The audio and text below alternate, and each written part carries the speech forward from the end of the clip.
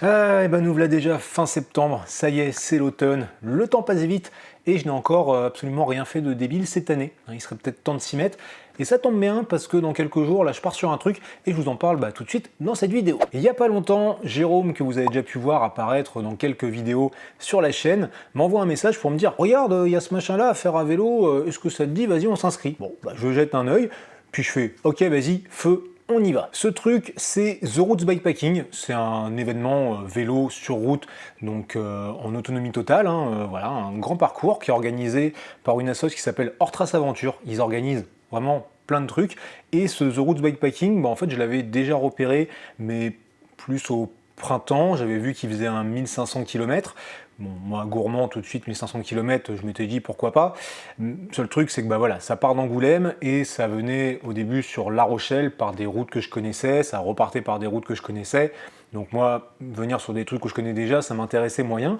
Mais ils avaient aussi un 700 km qui là me plaisait bien. Franchement, le parcours avait l'air cool. Mais bon voilà, c'était l'époque couvre-feu et compagnie, donc ça me faisait un petit peu chier de partir sur des trucs dans ces conditions-là. Et je sais pas si ça a été annulé ou reporté, je pense que ça a été reporté là du coup à ce mois d'octobre, et ils ont rajouté une troisième distance, c'est celle sur laquelle nous allons, c'est la distance enfant, c'est un 400 km. Voilà. Pour s'y remettre, 400 km, ça sera bien, avec environ 4300 de D+, je crois, un truc comme ça. Ça va permettre de se remettre en jambes tranquillement, enfin pour moi, parce que Jérôme, lui, il a fait pas mal de trucs cette année.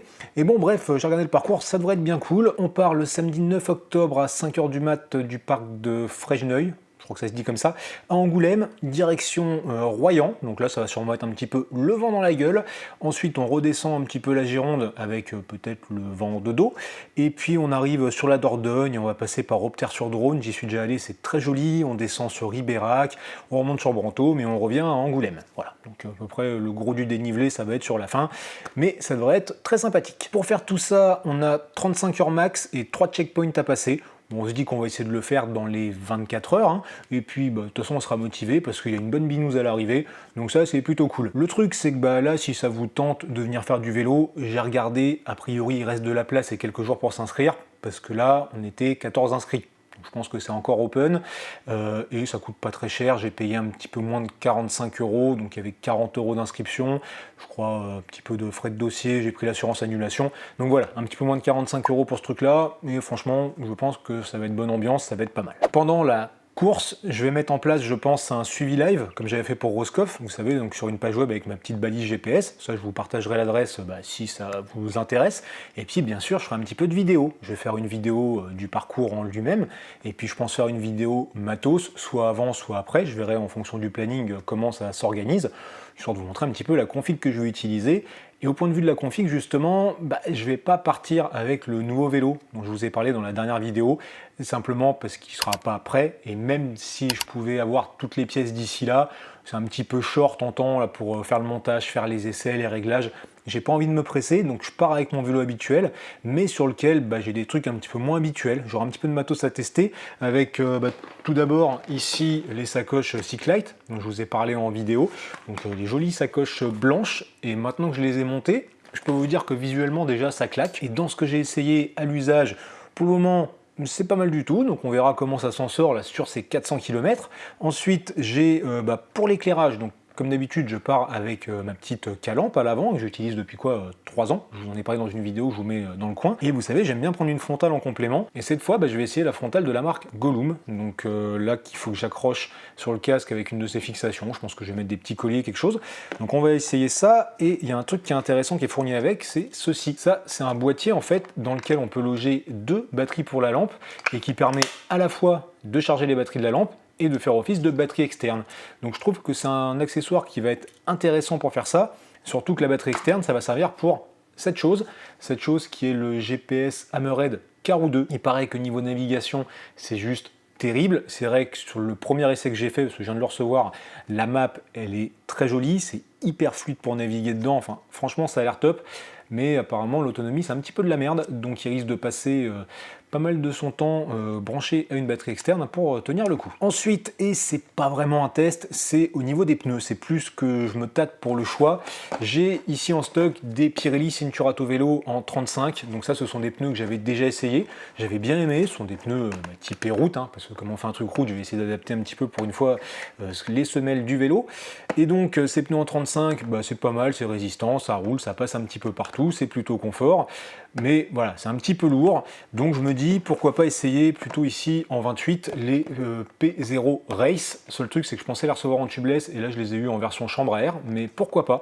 Donc voilà, entre les deux j'ai pas encore fait mon choix, entre plus confort, plus peut-être quelque chose de plus rapide, je sais pas trop. Et la troisième alternative serait des Cinturato Vélo mais en 28 que j'ai monté actuellement sur le vélo Trifox, donc que je peux récupérer et monter en tubeless, voilà, à la place des 35. Donc dites-moi un petit peu ce que vous en pensez, vous, qu'est-ce que vous choisiriez?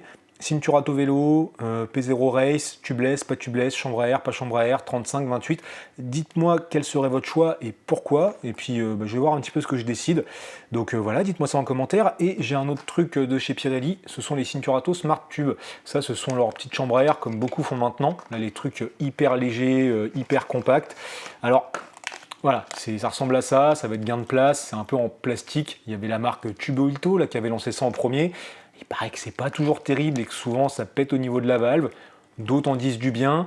Le seul truc que je sais, c'est que ça, si tu perces, c'est pas réparable. Donc, c'est pris en joker pour gagner du poids et de la place dans les sacoches. Donc je me dis, montage tubeless et ça en joker, c'est pas mal. Sans ça, montage chambre à air classique et ça aussi, pourquoi pas, je sais pas, voilà. Donc on fera l'essai, ou plutôt j'espère que je ne ferai pas l'essai, ce serait mieux, ça veut dire que j'aurais pas crevé. Et puis voilà, niveau matos, j'ai fait à peu près le tour. Reste ensuite un truc, ça va être pour la bouffe.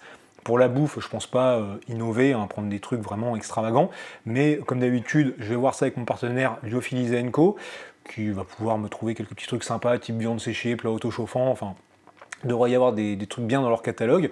Et juste, je vous rappelle que chez eux, vous avez 10% de réduc avec le code JR10. Le truc, tout est dans la description. Si ça vous intéresse, ils font à la fois donc, tout ce qui est plat lyophilisé, à la fois nutrition sportive et aussi un petit peu de matos.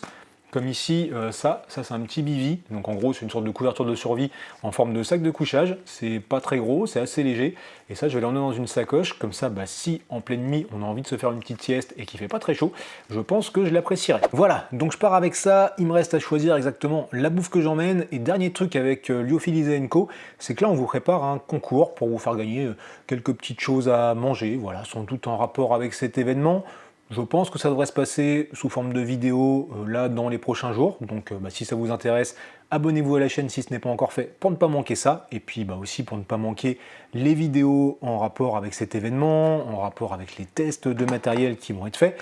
Toutes ces petites choses-là, et puis moi, ce qui me reste à faire, là, c'est préparer mon vélo, m'entraîner encore un petit peu, et vous, si ça vous dit de venir rouler sur ce truc-là, je vous ai mis, comme je disais, le lien dans la description vers le site Hors Trace Aventure. Les inscriptions sont encore possibles, je ne sais pas jusqu'à quand, mais voilà, vous checkerez par vous-même. Voilà, c'est tout ce que j'ai à vous dire dans cette courte vidéo qui n'est peut-être pas si courte que ça. À bientôt!